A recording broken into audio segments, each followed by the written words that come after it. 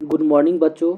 स्वागत है आपका हमारे यूट्यूब चैनल एग्ज़ाम फैमिली में। बच्चों आज हम लोग स्टोरी ऑफ इंग्लिश का ऑब्जेक्टिव देखेंगे, जो कि वीवीआई ऑब्जेक्टिव है। आप लोग याद रखेंगे स्टोरी ऑफ इंग्लिश, यानी इसका जितना भी ऑब्जेक्टिव होगा वो आज हम लोग देखेंगे।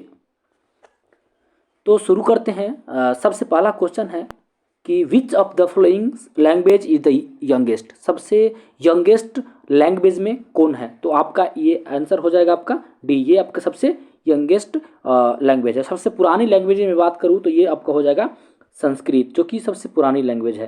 ठीक ना। चलिए आगे बढ़ते हैं अगले क्वेश्चन की तरफ। अगला क्वेश्चन है आपका dash dash is a sign of drama, यानी साइनो क्या होता है मैं आपको बता देता हूँ कि जो ड्रामा का जो साइनो होता है वो आपका हो जाएगा प्ले। ये आपका इसका साइनो। साइनो का मतलब होता है कि जो सेम मीनिंग देता हो, उसको हम लोग बोलते हैं साइनोनिम्स। आगे बढ़ते हैं question number 3। Residence generated a new spirit of dash. ठीक ना। इसका आप आंसर याद रखने, एंट्रोपैक्सन्स। ये आपका आंसर हो जाएगा बी, इसका आंसर हो जाएगा। चलिए बढ़ते हैं अगले क्वेश्चन की तरफ।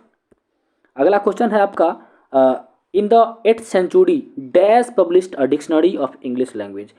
कौन 18वीं शताब्दी में डिक्शनरी पब्लिश किए थे, वो भी इंग्लिश का? तो ये आपका हो जाएगा सैमुअल जॉनसन ने ये डिक्शनरी पब्लिश किया था। चलिए नेक्स्ट क्वेश्चन की तरफ बढ़ते हैं।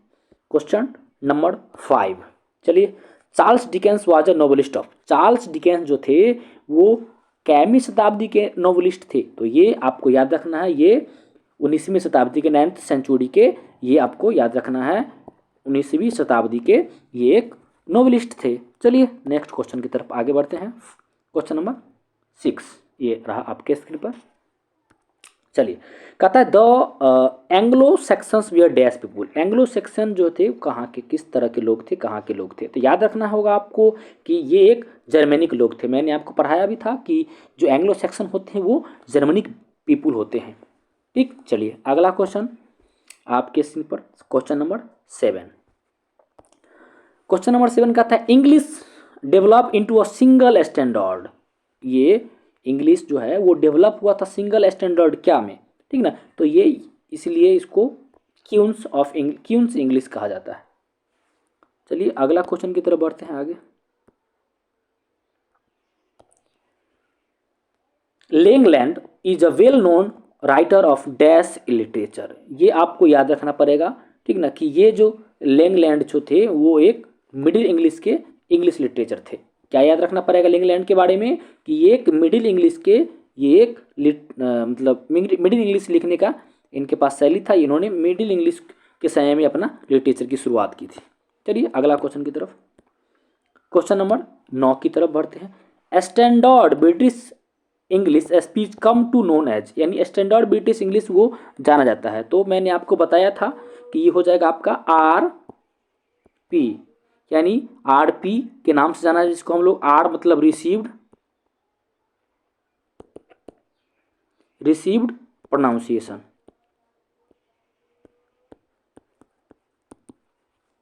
ये रिसीव्ड प्रोनाउंसिएशन के नाम से ये जाना जाता है। तो इसका आंसर हो जाएगा आपका डी, रिसीव्ड प्रोनाउंसिएशन। देखिए यहाँ लिखा हुआ है ना शॉर्टकट में आरपी। चलिए आगे बढ़ते हैं अगला क्वेश्चन की तरफ। Question number 10। आपको ये याद रखना है कि ये जो स्टोरी ऑफ इंग्लिश का ऑब्जेक्टिव है वो बिहार बोर्ड 2023 में जो पूछेगा उस तरह का मैं ऑब्जेक्टिव लिया हूँ। चलिए क्वेश्चन नंबर 10 की तरफ बढ़ते हैं। कहता है the Anglo Saxon invented England in dash. तो ये आपको याद रखना पड़ेगा, ये आपका 5th सेंचुरी आपको बुक में लिखा भी है, आपने इसको देखा भी होगा। तो एंग्लो सेक्शन जो थे वो इन्वेंटेड किए थे इंग्लैंड को, कब किए थे? 5वीं शताब्दी में, ये याद रखना पड़ेगा आपको। चलिए अगले क्वेश्चन की तरफ बढ़ते हैं, जो कि रहा हाँ चलिए 11 नंबर क्वेश्चन। क्या कहता है 11 number question? The English language of today reflected, मतलब वही रिफ्लेक्ट पढ़े होंगे आप लोग, reflected dash century of politically and social development. चलिए देखते हैं इसका क्या है ऑप्शन। इसका जो ऑप्शन है आपका, चलिए सबसे पहला है 4th सेंचुरी में, 5th सेंचुरी में। आपको पता होगा कि मैंने आपको पढ़ाया भी था कि ये जो 5th सेंचुरी में आपने पढ़ा होगा, 5th सेंचुरी में इंग्लिश जो लैंग्वेज हुआ है वो उसको रिफ्लेक्ट किया गया था, और पॉलिटिकली और सोशल डेवलपमेंट में। चलिए नेक्स्ट क्वेश्चन की तरफ बढ़ते हैं आगे। Question number question number 12, who where called together Anglo sections, कौन एक साथ मिल करके एंग्लो सेक्शन कहलाते हैं? तो ये आपका आंसर हो जाएगा एंगल्स, सैक्सन एंड जूट्स। ये तीनों आपको याद रखना, ये 3 जो है ये तीनों मिल करके आपको क्या कहलाएगा, ये एंग्लो सेक्शन कहलाएंगे, एंग्लो सेक्शन। इसमें आपको तीनों हो जाएगा, एक एंगल्स हो जाएगा, सेक्शंस हो जाएगा और जूट, ये तीनों एक साथ मिल जाएंगे तो ये आपको कहलाएंगे एंग्लो सेक्शन कहलाएंगे। चलिए बढ़ते हैं अगला क्वेश्चन की तरफ। क्वेश्चन नंबर 13, चलिए देख लेते हैं क्वेश्चन नंबर 13 क्या कहता है। डैश गिव, इंग्लैंड होगा, यहाँ इंग्लैंड होगा, इट्स नेम एंड लैंग्वेज, कौन इंग्लैंड और इसका नाम जो है सो दिया था? चलिए तो इसका हो जाएगा, आपको याद रखना पड़ेगा एंग्लो सेक्शंस। जो व्यक्ति थे उन्होंने इसी इंग्लैंड पहले कहा, उसके बाद फिर इंग्लैंड कहा, धीरे धीरे इसका नाम जो है से आपको याद होगा, पढ़े होंगे आप स्टडी ऑफ इंग्लिश, तो पता होगा कि ये बदलता गया, ठीक ना। चलिए तो इसका आंसर एकदम बी नज़र आ रहा है आपको, एंग्लो सेक्शंस हो जाएंगे, याद रखना है। क्वेश्चन नंबर आगे, एकदम जबरदस्त क्वेश्चन है ये, देख लीजिए यहाँ। ओल्ड इंग्लिश कवर्ड, यानी ओल्ड इंग्लिश की जो पीरियड है यानी अवधि है, कब से कब तक थी? मैंने आपको पढ़ाया था कि AD 449 टू AD 1066, यानी 1066, यानी ये आपका था ओल्ड इंग्लिश का पीरियड, ये आपको याद रखना पड़ेगा। ओल्ड इंग्लिश की शुरुआत हुई थी 400 AD 449 में, और 1066 तक की जो इसके बीच की जो भी इंग्लिश है, ये सबको मैं क्या बोलूँगा, ओल्ड इंग्लिश। चलिए तो इसका आंसर देख लेते हैं क्या होगा। सबसे पहला है 449 से 266, यानी तो पहला ही हो जाएगा आपका, पहला ही इसका आंसर हो जाएगा। चलिए अगले क्वेश्चन की तरफ बढ़ते हैं। आइए, ओल्ड के बाद पता ही होगा आपको कि मिडिल इंग्लिश की मैं बात करूँगा। मिडिल इंग्लिश की जो शुरुआत हुई थी, इसमें मिडिल इंग्लिश की और ओल्ड इंग्लिश के बीच में थोड़ा बहुत गैप हुआ था, फिर उसके बाद जो है से AD 1150 में आ जाते हैं टू AD 1500। ये इसके बीच की जो भी इंग्लिश होगा उसको हम सबको मिडिल इंग्लिश कहेंगे, आपको याद रखना पड़ेगा, मिडिल इंग्लिश कहा जाएगा। ये इसके बीच की जितने भी अवधि में रहेंगे सब के सब मिडिल इंग्लिश के अंतर्गत आएंगे। चलिए देखते हैं आंसर क्या होगा। आ जाइए। सबसे पहला इसका जो A में 449, तो ये होगा ही नहीं, क्योंकि ये तो आपको पता है कि ओल्ड इंग्लिश का है। अगला है 200, ये भी नहीं होगा, ये भी नहीं होगा। चलिए आइए 1150 से लेकर के आपको 1500 तक, यानी आपका D होगा राइट आंसर। चलिए बढ़ते हैं क्वेश्चन नंबर 16 की तरफ। क्वेश्चन नंबर 16 देखते हैं, कहता है English use since AD 1500 till now is called dash English, यानी 1500 से लेकर के, यानी आपको याद रखना पड़ेगा AD 1 सेकेंड,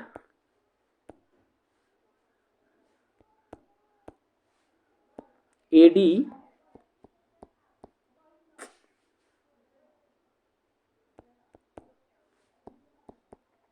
1500 याद रखना पड़ेगा। AD 1500 से अभी कंटिन्यू है, कंटिन्यू है अभी तक। उस सब इंग्लिश को मैं क्या बोलूँगा, मॉडर्न इंग्लिश कहूँगा। आपको याद रखना पड़ेगा तीनों ईस्वी, क्योंकि तीनों ईस्वी आपका इम्पोर्टेंट है एग्जाम के दृष्टिकोण से ये। चलिए देखते हैं question number next, 17 number question देखते हैं। सबसे पहले कहता है the history of English language is just about dash 100 year. English the history, यानी अंग्रेजी का जो इतिहास है वो कितना साल पुराना है, ठीक ना। तो ये आपको याद रखना पड़ेगा, ये 1500 यानी 1500 वर्ष पुराना है ये, यानी 1500 ये हो जाएगा ईयर, 1500 साल पुराना है, 1500 ईयर मान लीजिए, ठीक ना, जो कि इंग्लिश पुराना है। इसीलिए इंग्लिश को क्या यंग लैंग्वेज के रूप में भी जाना जाता है, यंग लैंग्वेज को, जैसे कि मैंने आपको पहला क्वेश्चन में बताया था। चलिए क्वेश्चन नंबर 18 की तरफ बढ़ते हैं।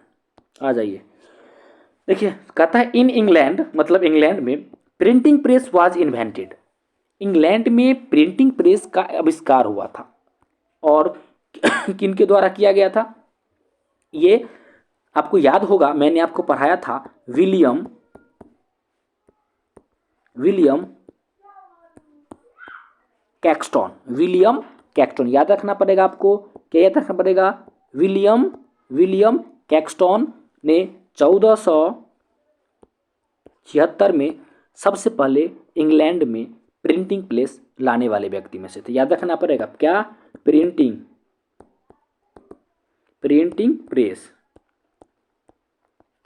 प्रिंटिंग प्रेस कौन लाए थे? William Caxton. कब लाए थे? 1476 में। याद रखना। तीन तीन क्वेश्चन आपके पास यहाँ हो गया। इसका आंसर आपको देख लेते हैं क्या होगा। 1476। ये कहता है इंग्लैंड में प्रिंटिंग प्रेस कब लाया गया, तो ये लाया गया 1476 में। याद रखना पड़ेगा आपको। तीन क्वेश्चन यहाँ से बन रहा है। एक क्वेश्चन बन रहा है प्रिंटिंग प्रेस कौन लाए थे, तो विलियम कैक्सटन लाए थे। कब लाए थे? तो 76 में लाए थे, 1476 में लाए थे। और कहाँ लाए थे? तो ये इंग्लैंड में। याद रखना पड़ेगा ये भी, ये इंग्लैंड में लाए थे। चलिए देखते हैं question number next 18 number question आपके स्क्रीन पर ये रहा। कहता है इन द ओल्ड इंग्लिश, मतलब Old English the period of two major influence, यानी सबसे बड़ा दूगो जो बदलाव हुआ था, ये प्रभावित एक तरह से बोल सकते हैं हुआ था, ये कौन में हुआ था? तो इसका आंसर आपका हो जाएगा लैटिन एंड स्कैंडिनेवियन। ये इसमें आपको ये परीक्षा के दृष्टिकोण से इम्पोर्टेंट उतना क्वेश्चन नहीं है, इसलिए मैं इस पर ज़्यादा प्रेशर नहीं दूंगा। आगे बढ़ता हूँ नेक्स्ट क्वेश्चन की तरफ। कहता है the gold period of old English literature was era. ये इरा युग है, कौन सा होगा? किसके युग में ओल्ड इंग्लिश पीरियड चल रहा था? तो आपको बताना पड़ेगा किंग अल्फ्रेड। याद रखना पड़ेगा, नाम है किंग अल्फ्रेड, ये याद आपको रखना पड़ेगा। किंग, ये आपको याद रखना पड़ेगा। इनके समय में जो ओल्ड इंग्लिश का जो है गोल्डन पीरियड चल रहा था। ठीक, चलिए नेक्स्ट क्वेश्चन की तरफ बढ़ते हैं।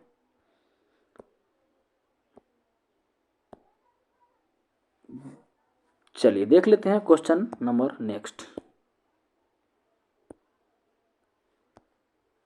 चलिए कहता है देख लीजिए story of English subjective question 2023 चल रहा है एकदम धुआंधार, आपको याद रखना पड़ेगा। अगला है the year AD 1066 is taken to be end the period of dash. ये कहता है 1066 जो है वो क्या है, ये आपको बता दिए थे हम कि 449 यानी AD आप भूलेंगे नहीं, AD 449 से AD 1066, ये जो इंग्लिश होगा आपका, ये आपका ओल्ड इंग्लिश होगा। क्या होगा? ओल्ड इंग्लिश होगा।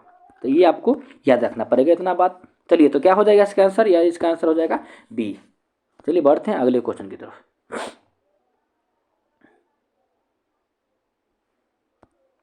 अगला question about Christianity begin to spread in England.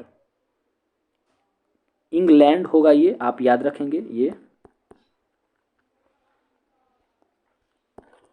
चलिए तो इसका आपका आंसर सीधे याद रखेंगे ये 600 में। इसको आपको याद रखना पड़ेगा क्योंकि जब ईस्वी को दिया हो तो थोड़ा बहुत याद रखना पड़ेगा आपको।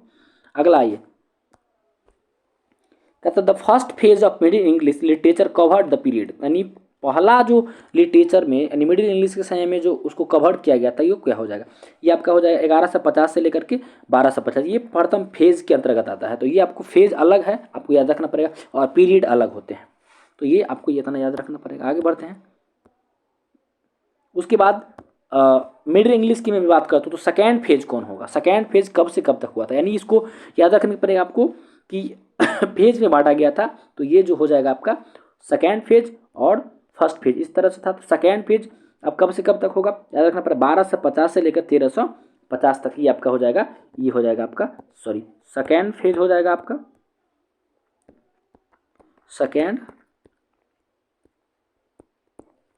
सेकेंड फेज हो जाएगा आपका ये 1250 से लेकर के 1350 तक। ये अलग अलग फेज में था। इसका आंसर आपका डी हो जाएगा सही। चलिए अब बढ़ते हैं आगे अगले क्वेश्चन की तरफ। 25 जॉसर, गॉवर्ड, लैंगलैंड एंड विलिकम are important writers of dash period. ये सब जो है मुख्य रूप से राइटर थे किस इंग्लिश के? तो याद रखना पड़ेगा आपको, ये सब के सब थे मिडिल इंग्लिश के। जेफरी चौसर को फादर ऑफ इंग्लिश लिटरेचर भी कहा जाता है, यानी फादर ऑफ इंग्लिश लिटरेचर, यानी आपको याद रखना पड़ेगा इसको, फादर ऑफ इंग्लिश लिटरेचर।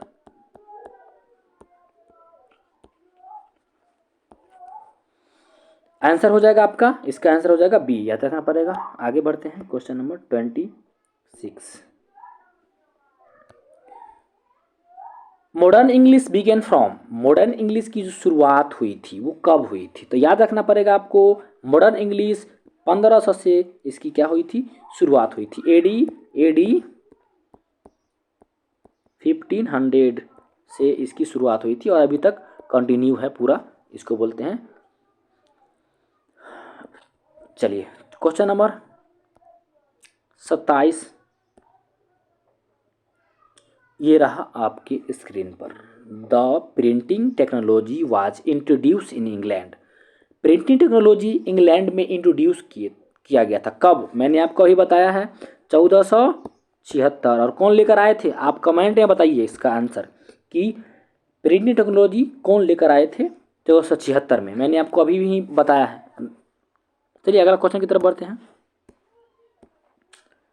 चलिए एक और अच्छा क्वेश्चन आ गया। The name Augustan was given the dash century, name जो था अगस्टन, ये नाम जो है किस शताब्दी में दिया गया था? चलिए देखते हैं इसका क्वेश्चन आंसर हो क्या होगा। ये आपको याद रखना पड़ेगा, ये आपको 18वीं शताब्दी में ये आपको दिया गया था। चलिए अगले क्वेश्चन की तरफ बढ़ते हैं।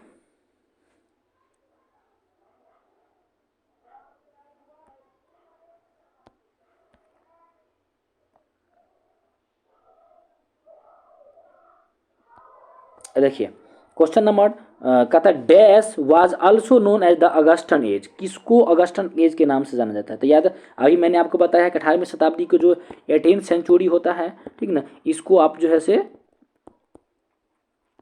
सेंचुरी को अगस्टन एज के नाम से जानेंगे। अगस्टन एज के नाम से ये जाना जाएगा आपका 18वीं शताब्दी। चलिए क्वेश्चन नंबर 30।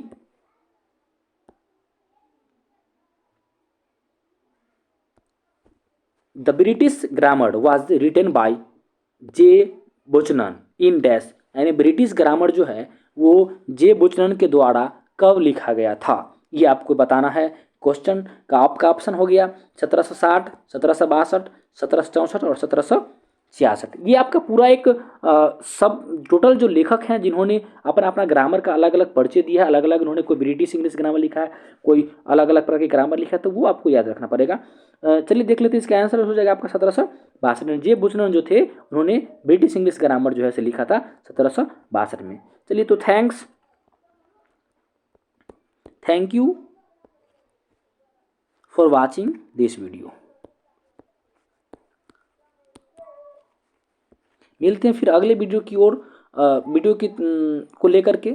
आज के लिए इतना ही। आप इसी 30 क्वेश्चन को एक प्रैक्टिस कर ले, फिर कुछ और क्वेश्चन, क्योंकि स्टोरी ऑफ इंग्लिश थोड़ा बड़ा चैप्टर है, तो एक वीडियो में तो संभव नहीं है सारे क्वेश्चन को डालना। फिर भी आप देखें, मैं अगला वीडियो लेकर के और आऊँगा। आज के लिए इतना ही, धन्यवाद। और हाँ, एक आवश्यक सूचना, आप इस चैनल को अवश्य सब्सक्राइब कर लें ताकि मैं next video story of English का और साथ में ही अलग अलग प्रकार की वीडियो मैं डालता रहूँगा ताकि आपका इंग्लिश की तैयारी और बेहतर हो सके। थैंक यू, धन्यवाद।